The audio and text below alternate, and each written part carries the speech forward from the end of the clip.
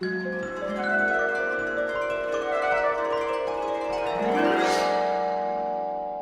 drum shop is a sacred place. And when you have that first experience of walking in, it's the Willy Wonka reveal of the gumdrop forest and the chocolate river, and you don't know where to look.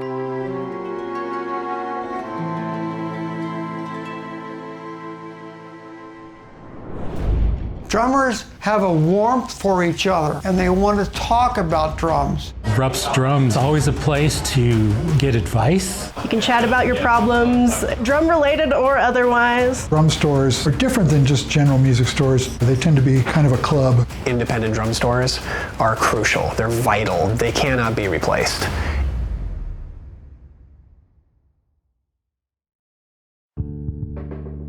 Drumming is a massive part of my life. Drumming truly narrates the story of my life.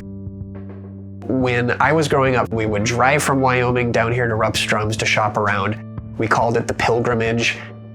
I used to drool over the Casio Music Interstate catalog and flip through the pages and look at all the new DW hardware and Zildjian cymbal offerings and such. To be able to actually visit the shop and see those things in person, it really was like visiting Disneyland.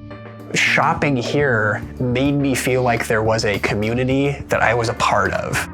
And then the older I got, the more I realized that they don't just have the cool instruments and the cool new gear, they are also the guys and gals that you want to talk to if you want to know anything at all about drums. The store's always been staffed by working drummers. So when I moved to Denver to begin my drumming career, this was the one and only place that I wanted to work. I wanted to be a part of this legendary thing. I was bugging the manager at the time, Jim Cook, every few weeks. Ultimately, Jim gave me a shot. As soon as I got my foot in the door, the rest has kind of been history. Cool. Straightening out Ginger Baker. Here we go. And that's a DW poster? Got Ginger and Ringo. Yeah, man. And you. See, those guys were my heroes, you know? So when I saw like Ringo and Ed Sullivan, that's it. I want to do that forever. And I did. How did you end up in Denver? And while I was on my way to LA to be a rock star, my car broke down, and the first thing I did was go to Percussion Specialties, which was the biggest store in the area at the time, except for Drum City. And DJ, he was the first guy I met. He broke down, had no money, had a show to play that night. I said, okay, so I have these used drum heads, he says. Will you trade these used drum heads for a couple of pairs of sticks? He brings in 8 to 10 used crappy drum heads. I'm looking at the thing, I'm thinking, yeah, how do I explain this to the owner? I did the deal for him. We've been friends ever since. You know, I had no money, I had nothing. When I got settled down in Denver, I went to sell cars. Worst job I ever had in my life. So I picked up a Gretsch kit. I put that in the Rocky Mountain News, and it sold right away. I'm like, whoa, I mean, what's that all about? Yeah. So I said, well, that was pretty quick. So I thought, well, I better go find some more. And so I went out buying, 2 or 3 more kits in the News or in pawn shops, whatever it was. And, I sold all that kits, and I'm like, wait, I just sold like 8 kits in a month? Yeah. I think I might do this for a living. If I had a nickel for every customer who comes in to this day and tells me stories about buying drums out of your living room, yeah, I know. We would have like 2 more locations. We'd be I rich. know, it was crazy, man. It was like, yeah. We had drums on, beds and stuff like that. Yeah. I looked an ad in the newspaper. Back then we had to use newspapers, and he had used cymbals and used stands. And I said, I got to go check it out. So I went over to him, went to his house, and he's got tons of stuff all over his living room. And I'd go find cheap snares, like $30 snares, whatever, and, had cheap hardware and sell kits for like $3.99, $4.99. And we kicked all of the competition's ass. Quickly, the business got out of hand and he had to move into a real-life location. I was in 6th grade and I needed a drum for a concert band. So my dad and I looked up the classified ads in the Rocky Mountain News, and there was an ad for Rupp's Drums. We met Bob and he sold me my first drum. That started my entire career path. Sometime in the early 90s, they moved across the street here into this building, and we have been here ever since. You had preachers, you had rock stars, you had country people. People would come just to come down here. You didn't have to buy anything. You just came and hung out. You can go anywhere and not get treated as well as they could in Rupp's. We treated everybody with respect, even the dumb shits.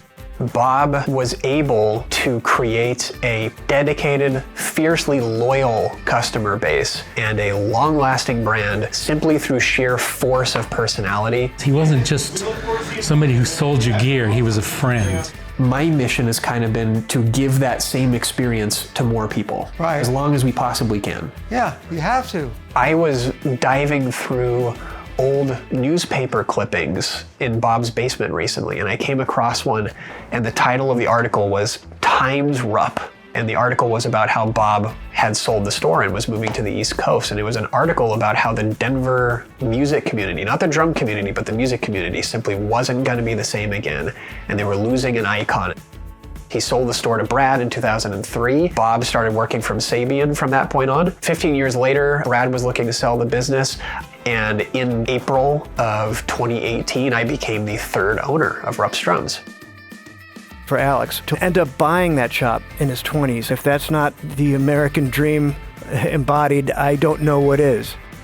When I bought the store in 2018, it was a great opportunity to shake up the Etch-a-Sketch and reimagine what this drum store could be. We went back to the grassroots community building, energetic, events all the time, new gear everywhere, community-focused approach that first put the store on the map. The community that we've built over 4 decades is vibrant. This drum shop has been at the center of it all since 1984.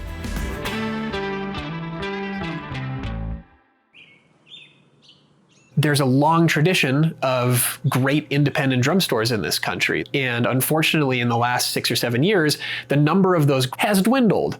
And so we do feel responsibility to uphold that tradition. We almost feel like we're guardians of that experience. We feel like what we're doing is vital to the health and the energy of local music communities across the country. Drummers are an interesting breed. Drummers, I think, on the whole, are certainly neurodivergent. Intensity. They're usually pretty goofy or the complete opposite. They take themselves very seriously. Drummers tend to be very supportive of each other. Drummers, when they meet, they can talk for hours and hours on end.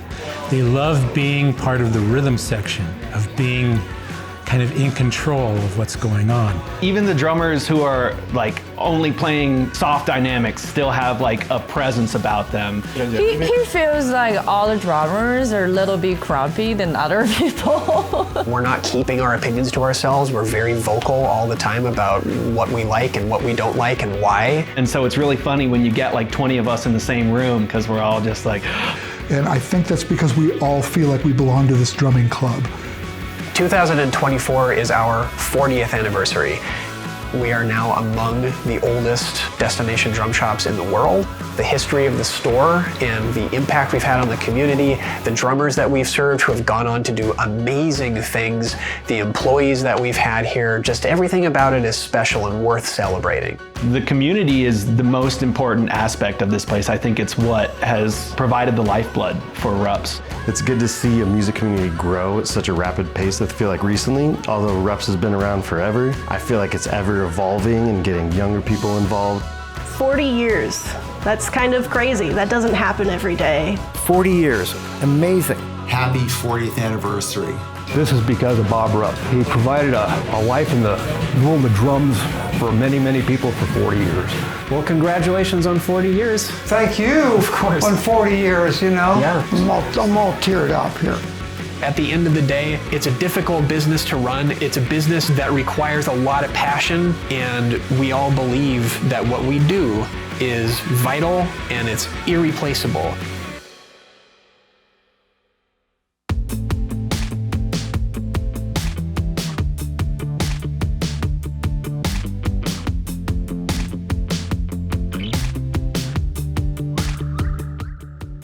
Working for him was quite an experience too. We didn't have such a thing as a cash register. It was all done. This is in the day when cash and checks still were king. People didn't use credit cards to speak of, very rarely. The safe, or the bank around here at the end of the closing, was all the bass drums had a hole in the head. You took the bank bag, didn't matter how much money was in it. You picked a bass drum and put it in the bass drum and put the pillow on top of it. That's how you found the money in the morning, because by the time you counted the drawer, it was too late to get to the bank, so you did it in the morning. We hid $10,000 at times in a bass drum and walked out the door. Life's different. But Bob was a trusting person. He's, all right, that's what it's gonna be, you know? So.